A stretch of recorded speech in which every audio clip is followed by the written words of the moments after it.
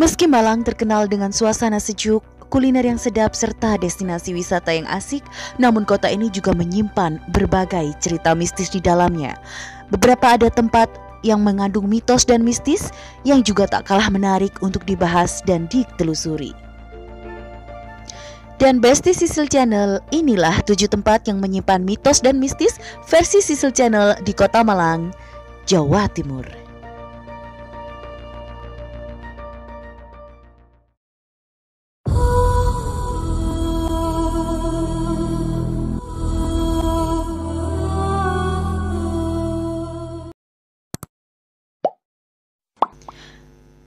Tempat yang mengandung mitos yang pertama adalah Masjid Tiban Tureng Malang. Terdapat mitos-mitos yang tersebar di antara masyarakat yang tinggal di sekitar Masjid Turen ini. Masjid itu dipercaya muncul secara tiba-tiba di tengah pemukiman yang padat penduduk. Konon, katanya pembangunan masjid ini selesai dalam kurun waktu 1 malam saja dengan bantuan tentara jin. Setiap ruangan masjid juga memiliki keistimewaan sendiri. Ruangan-ruangan tersebut dibangun atas petunjuk dari sholat istikharah Romo Kiai Ahmad. Namun ternyata yang mencengangkan, pembangunan ruangan dan segala desainnya dibiayai oleh para jamaah dan dibangun oleh para santri. Mereka mengerjakannya secara gotong royong sesuai kemampuan dan benar-benar dikerjakan oleh manusia. Terpecahkan sudah mitos yang selama ini melekat dalam masyarakat. Para santri itu juga membantah mitos bahwa Masjid Turen ini dibangun oleh jin dan selesai dalam 1 malam. Ada sekitar 325 santri yang menetap di lingkungan pesantren, sementara jumlah santri yang tidak menetap jumlahnya mencapai ribuan. Tempat mitos dan mistis yang kedua adalah Wisma Tumapel. Merupakan salah satu bangunan bersejarah peninggalan Belanda di Kota Malang, Jawa Timur ini. Konon dahulu Wisma Tumapel merupakan area penginapan para petinggi Belanda di masanya. Bangunan ini cukup ikonik dengan desain yang berarsitektur Eropa modern.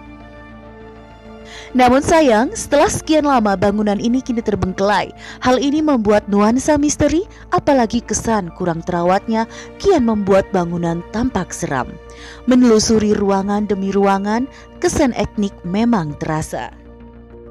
Namun mitos mengatakan bahwa ada penampakan noni Belanda berwajah rata yang kerap kali muncul di lorong bangunan.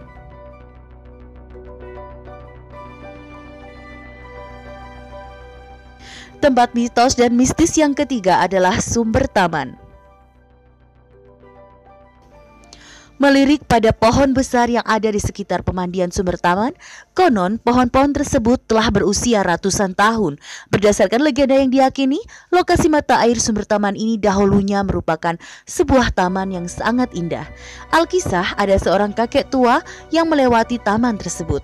Saat melewati taman, kakek tersebut bertemu dengan sepasang kekasih yang sedang berduaan di sekitaran taman. Karena kelaparan, sang kakek meminta sedikit makanan, namun sepasang kekasih tersebut tidak memberikannya. Akhirnya, sang kakek pun murka dan merubah dirinya menjadi sesosok ular raksasa. Kakek yang murka itu pun kemudian mengutuk sepasang kekasih tersebut menjadi 2 pohon besar, dan anehnya, kedua pohon tersebut mengeluarkan air yang begitu deras. Kedua pohon tersebut kemudian menjadi lokasi berdiamnya aliran air deras yang sekarang menjadi sumber taman. Lambat laun membentuk genangan air besar yang kini dikenal dengan mata air Sumber Taman. Tempat mitos dan mistis yang keempat adalah Pantai Balekambang.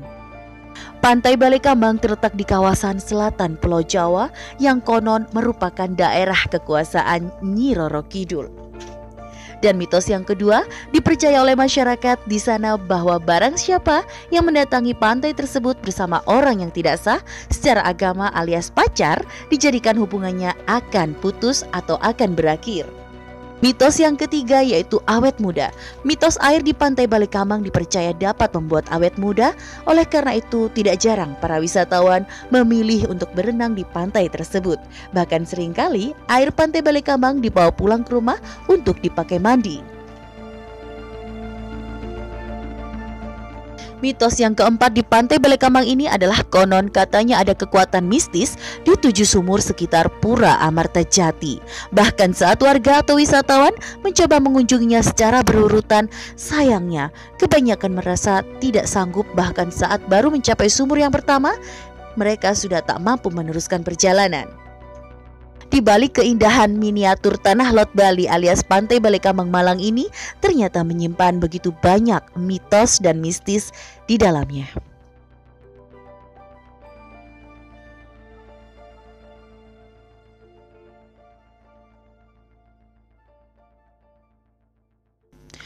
Tempat mitos dan mistis yang kelima adalah Museum Brawijaya Malang. Beberapa sumber lainnya pun kerap menyebutkan bahwa gerbong maut ini menghadirkan aura kelam yang sangat besar.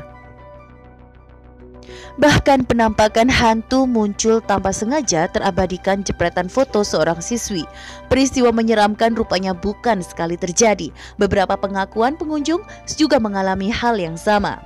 Tidak hanya penampakan foto, pernah ada kejadian pengunjung mengalami kesurupan. Selain itu, ada juga suara-suara misterius yang kerap terdengar dalam gerbong maut tersebut.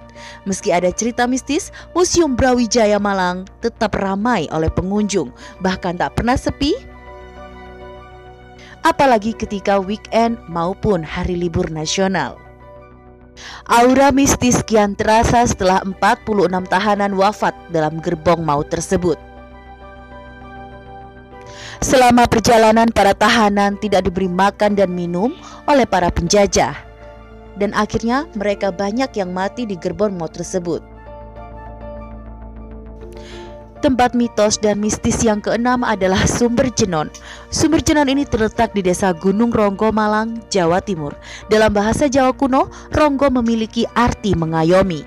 Namun Ronggo ini juga memiliki arti lain, yaitu ruang atau rongga.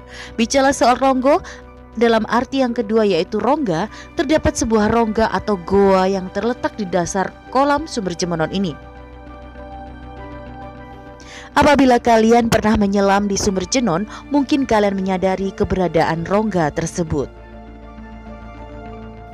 Warga percaya kalau di dalam rongga tersebut terdapat sebuah goa di mana ada seorang tua yang sedang bertapa. Entah bagaimana cara masuk ke dalam goa tersebut dan bagaimana orang tua itu bisa masuk ke dalam.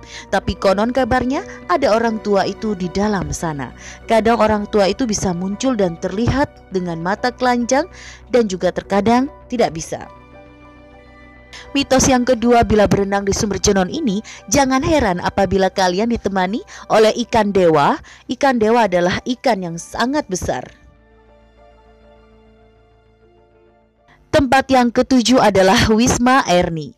Wisma Erni adalah wisma yang telah dibeli oleh Pondok Pesantren Sidikiyah yang di Jombang yang sedang viral sekarang, yang akan dibangun menjadi pondok pesantren. Wisma Erni ini tepatnya berada di samping arah barat flyover Lawang yang ada di Malang, Jawa Timur. Di sana berdiri sebuah rumah megah tua yang tampak suram dan tidak terawat.